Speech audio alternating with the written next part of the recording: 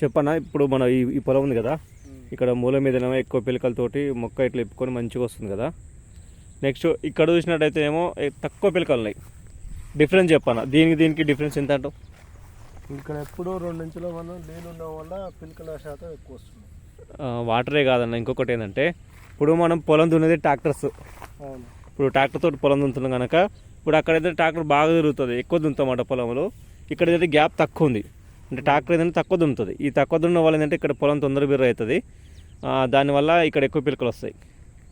ఇప్పుడు మనం ఏంటంటే ట్రాక్టర్ ఇక్కడ తిరిగేటప్పుడు అక్కడ బాగా తిరుగుతుంటుంది, అప్పుడు ఇక్కడ మూల మీద చూసుకోవచ్చు బాగా తిరుగుతుంటుంది. బాగా తిరగడం వల్ల ఏంటంటే పొలం లూజ్ అయిపోతుంది, చాలా లూజ్ అయిపోతుంది. ఇక్కడనేమో ట్రాక్టర్ రావడమే, ఇక్కడ తక్కువ ప్లేస్ ఉంది కదా, ఈ తక్కువ ప్లేస్లో ట్రాక్టర్ తక్కువ తిరుగుతుంది. దానివల్లనే ఇక్కడ ఎక్కువ పిలకలు రావడం మనం చూస్తాం.